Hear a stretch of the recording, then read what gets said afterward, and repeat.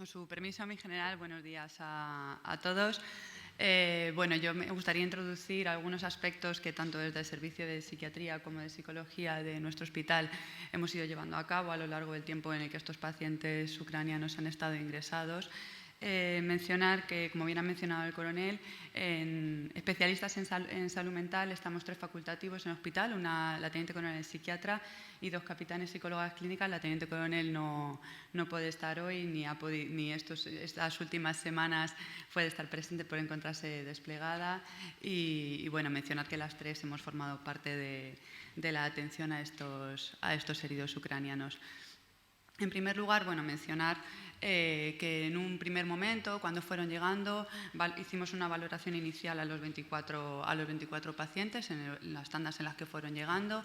En primer lugar, por valorar la presencia y gravedad de la psicopatología que pudieran presentar, pero también hacer una primera valoración del riesgo de suicidio, que en estos pacientes nunca sabíamos o no teníamos muy clara la expectativa de la patología que podían presentar. Con todos los pacientes nos mostramos una disposición de ayuda, de atención y ayuda, tanto por parte de psiquiatría como de psicología, y los estuvimos atendiendo durante todo el ingreso en régimen de interconsulta hospitalaria, y muchos, cuando marcharon de alta y comenzaron a hacer la rehabilitación ambulatoria, los continuábamos viendo también en consulta ambulatoria. Que nos hemos encontrado aspectos diferenciales de la intervención de este tipo de pacientes con pacientes de, bueno, podríamos decir castellano parlantes incluso, pero bueno, con otras peculiaridades también. En primer lugar, aspectos culturales diferentes, que esto muchas veces nos han ayudado a las intérpretes a entenderlo, ¿no? En unas diferencias en la percepción de ayuda, en la disposición de poder recibir ayuda, que, como también decía el general, son gente dura, son guerreros, y recibir ayuda psicológica a veces implica pues, poder estar en disposición de asumir que uno se encuentra mal. Luego, la dificultad en la comunicación, que es un aspecto que nos ha afectado de manera transversal a todos los profesionales que nos hemos visto involucrados con estos pacientes, pero que en concreto en nuestra esfera de salud mental, en donde se nos presupone una esfera más íntima, más privada, de partida ya en la conversación teníamos que ser 3, ¿no? Y eso, desde el punto de vista de la intervención como del paciente, ha añadido una que menos que peculiaridad en el trabajo. También mencionar que bueno, son pacientes que vienen de una situación muy compleja, vienen aquí a un país donde no hablan el idioma, donde van a estar no saben cuánto tiempo, desconocen el alcance de sus secuelas, y al venir en grupo también pensábamos, entre ellos se daban mucho sostén. Y cabe mencionar de manera muy importante que ellos venían aquí, pero en su país seguía el conflicto, allí dejaban compañeros, muchos de ellos dejaban allí a las familias, de vez en cuando tenían contacto con ellos, pero esto añadía una complejidad en el abordaje, porque es muy difícil que uno se pare a pensar sobre los traumas que ha vivido cuando tiene una tensión presente con respecto a la situación de sus familias y compañeros muchas veces. En un primer momento, como decía, de forma generalizada, vivieron con cierta desestimación nuestra ayuda, aunque progresivamente intentábamos fomentar un trato cercano, quizá más ayudando desde aspectos más prácticos. Vamos a hablar pues, de qué cosas te preocupan que no tengan que ver con tus pesadillas o con tus flashbacks, sino pues vamos a hablar de tu familia, fomentando crear un vínculo terapéutico para que en un momento más adelante, cuando ya pudieran pensar en narrar lo sucedido, pudieran tirar de nosotros, ¿no? Y fomentando ese vínculo, y también siempre proporcionando un espacio para la palabra, ¿no? Para hablar de cualquier cosa que les preocupara. En general nos hemos encontrado por parte de todos los pacientes muy buena sintonía y contacto, muchos de ellos con reacciones vivenciales puntuales cuando se encontraban con noticias de su familia, con noticias de sus compañeros, que es difícil juzgar. Claro, que no estamos hablando quizá de un estrés postraumático, estamos hablando de que le ha llegado una noticia compleja de asumir y que tiene una reacción vivencial en ese momento. También conviven con un desconocimiento e incertidumbre sobre el alcance de sus propias secuelas físicas, no saben cómo se van a quedar, muy comprometidos con todo su tratamiento rehabilitador, pero muchas veces desconocen hasta dónde van a llegar, con síntomas emocionales y conductuales puntuales que daban en general cuenta de un malestar psicológico intenso. Sí que hemos visto una clínica adaptativa más prevalente en voluntarios civiles que en los que eran ya militares profesionales, y algunos ya cuando llegaron y otros a lo largo del ingreso fueron mostrando cierta sintomatología postraumática. ¿De qué hablamos cuando hablamos de clínica postraumática o del trastorno de estrés postraumático? Fundamentalmente y en primer lugar el haber estado expuesto a una situación de muerte, ya sea real o amenaza, que puede bien ser que uno se haya visto expuesto a esa situación o haberlo visto en otro. También la presencia de síntomas intrusivos, ya sean recuerdos o sueños de carácter muy angustioso y de carácter recurrente, y también reacciones disociativas con escenas retrospectivas o flashback en lo que el paciente tiene la vivencia de que aquello está volviendo a pasar y su reacción fisiológica además es similar. Un malestar psicológico intenso o de nuevo las reacciones fisiológicas. También una evitación persistente a todos los estímulos que tuvieran que ver con la situación traumática, ¿no? A las personas, a los recuerdos, a los pensamientos que me recuerdan al suceso traumático vivido. Alteraciones cognitivas negativas y del estado de ánimo, como puede ser la amnesia disociativa, que tiene que ver con la incapacidad para poder recordar aspectos especialmente traumáticos de las vivencias pasadas, o cogniciones negativas sobre uno mismo, sobre el mundo, ¿no? Cuando uno ya empieza a pensar el mundo no es un lugar seguro, cuando a lo mejor la vivencia que he tenido de siempre es que sí, y un estado emocional negativo, disminución del interés. Y por último, también hay importantes alteraciones en la alerta y la reactividad. Hay un comportamiento irritable, arrebatos de furia, en ocasiones conductas agresivas, hemos visto, comportamiento autodestructivo y una sensación de hipervigilancia y muchas alteraciones en el sueño. Los síntomas en general suelen comenzar en los primeros 3 meses después de la exposición al suceso traumático, pero en el trastorno por estrés postraumático existe esta posibilidad de encontrar síntomas tardíos, lo que se llama de expresión retardada, en los que los síntomas podrían tardar en aparecer incluso 6 meses tras la exposición a la situación traumática. Además, la presentación clínica de este trastorno es muy variada. Podemos encontrar un espectro de pacientes que presenten síntomas más en la línea de la reexperimentación del miedo, síntomas emocionales y de comportamiento, y otros pacientes que pueden presentar otra clínica distinta, ¿no? Como síntomas de anedonia, más apatía, ánimo disfórico, y todos son representativos de este trastorno, aunque la presentación clínica sea distinta. Es bastante frecuente también encontrar un estilo atribucional de desesperanza en el que uno tiene la percepción de un futuro desolador, y también es frecuente encontrar conductas impulsivas y adictivas. Y en cualquier caso, si muchas veces el evento traumático también ha conllevado la pérdida de un compañero o ocasiona una muerte violenta, también se pueden experimentar síntomas de duelo complicado junto con los síntomas de estrés postraumático, lo que aumentaría, por supuesto, el malestar en los pacientes y, en consecuencia, complicaría el abordaje desde nuestro ámbito. Tenemos por un lado el trastorno de estrés agudo y por otro lado el trastorno por estrés postraumático, que principalmente en la clínica es muy similar, pero principalmente se diferencian en un criterio temporal. El trastorno de estrés agudo normalmente suele desencadenarse en los primeros días, de 1 a 3 días tras la exposición a una situación traumática, y suele durar aproximadamente hasta el primer mes. Ahí los síntomas suelen ser muy prevalentes y normalmente van disminuyendo con el paso del tiempo y con la intervención. A partir del primer mes sería cuando empezarían a presentarse o a tener lugar los síntomas de estrés postraumático, que ahí ya sí podríamos pensar que quizá algunos tenderían más a la cronificación y otros se irían resolviendo. En cualquier caso, los pacientes que nosotros hemos recibido, que si los recibimos en mayo, muchos eran heridos de febrero o marzo, o sea que podemos tender a pensar que todo lo que nos hemos encontrado es más en el espectro de lo postraumático. No todo el mundo desarrolla un trastorno por estrés postraumático. Hay factores previos de riesgo y factores de protección.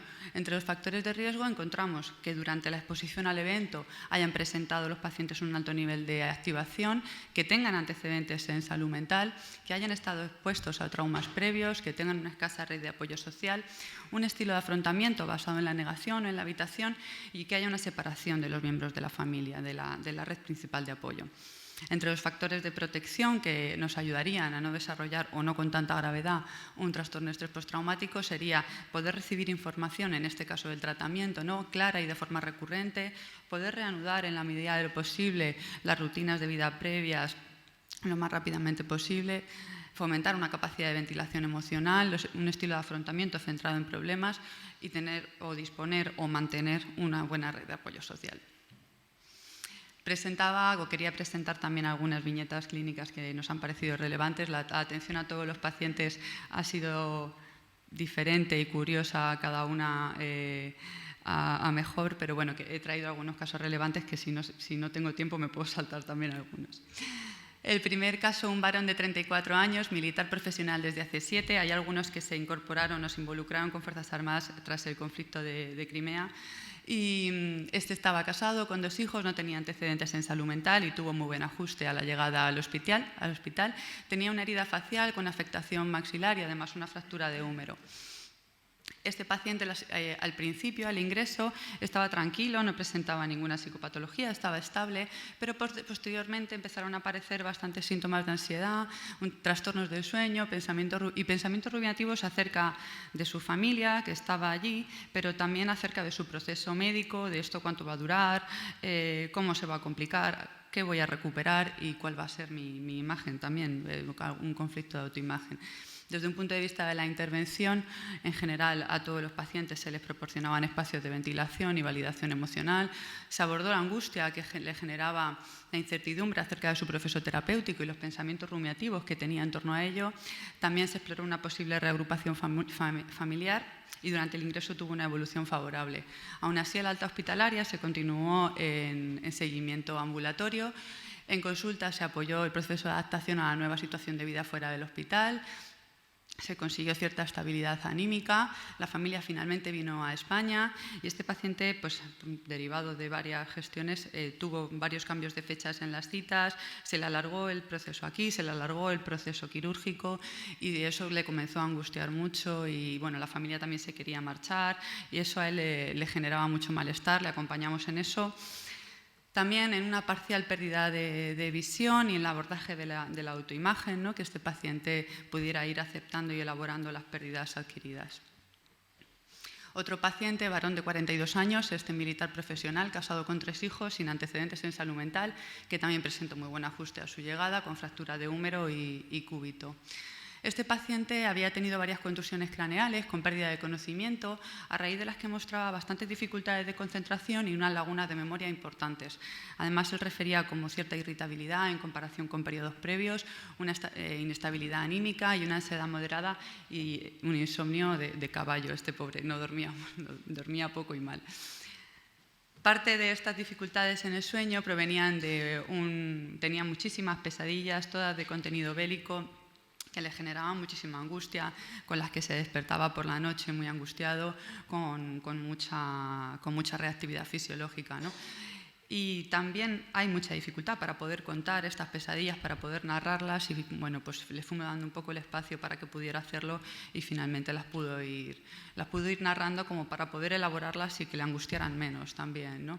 También estaba preocupado por su familia, que vivía en una zona cerca a la bombardeada cuando él llegó ingresado y por sus compañeros en el frente con los que tenía un contacto relativamente frecuente. Este paciente en general tenía muy buen manejo subjetivo del dolor, que es algo que les ha afectado en general a todos los pacientes, el manejo subjetivo del dolor, que también es importante.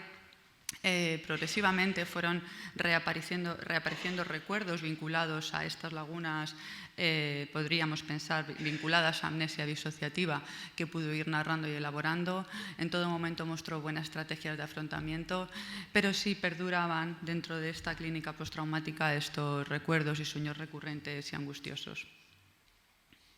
Un tercer caso, un varón de 51 años, militar profesional desde hace 26, casado con un hijo, sin antecedentes en salud mental y muy buen ajuste a su llegada, con amputación de miembro superior, es uno de los casos que ha contado el coronel. Este paciente al ingreso presentaba pesadillas, flashback, una elevada reactividad fisiológica y cierta apatía. Una preocupación por su familia y también el dolor de miembro fantasma.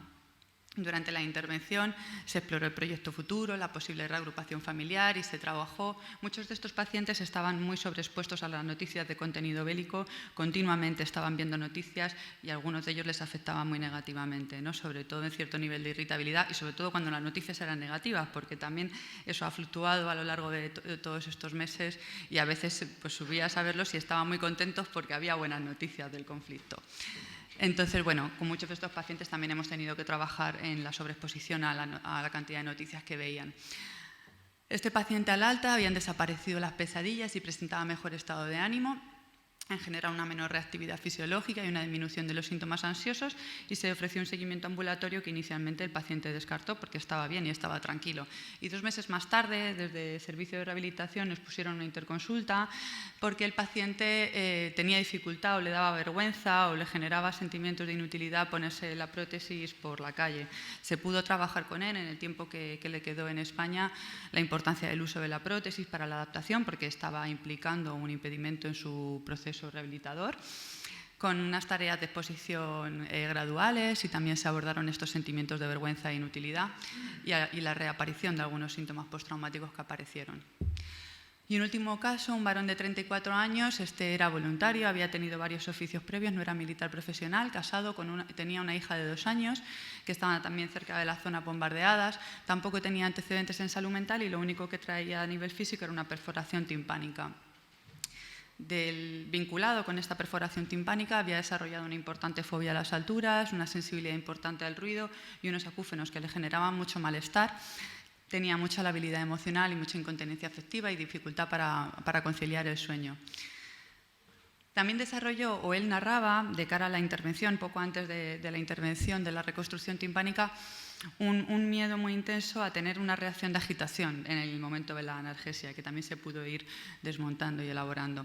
Y también tenía muchas ganas de volverse a Ucrania con su familia. Le generaba un poco de conflicto porque era un gran candidato a volver a filas según volviera a Ucrania, y él estaba un poco ambivalente con eso, decía que quería pasar tiempo con su hija.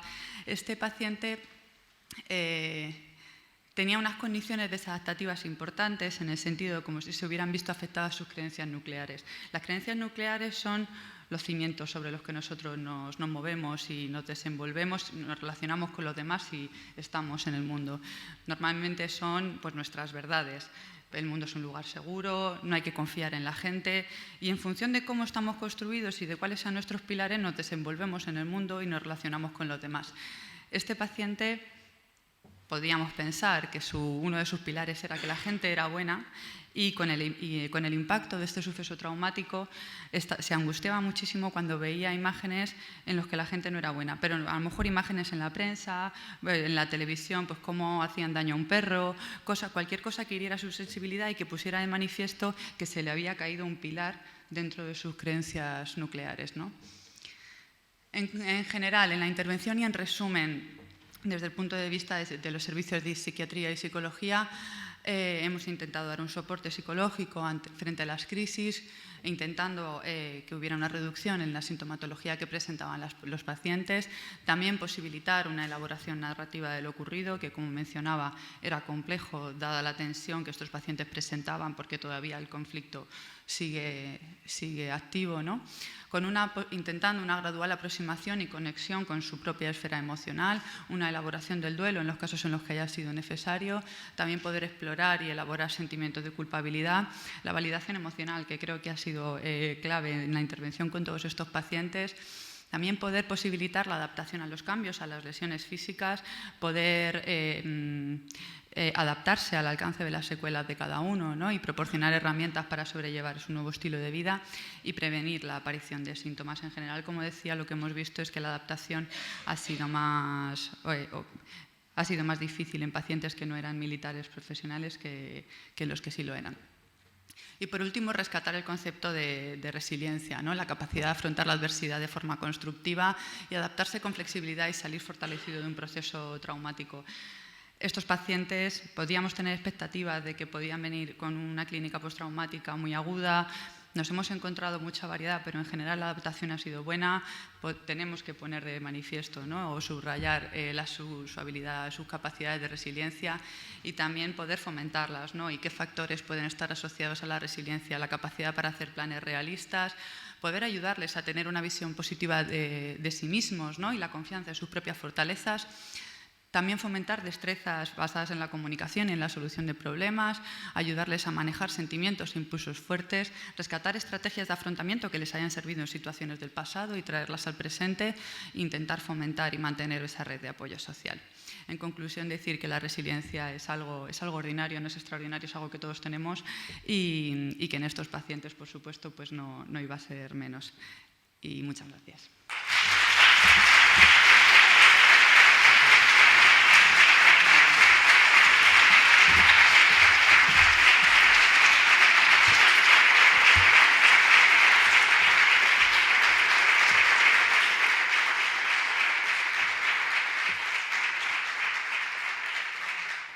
Bueno, pues parece mentira,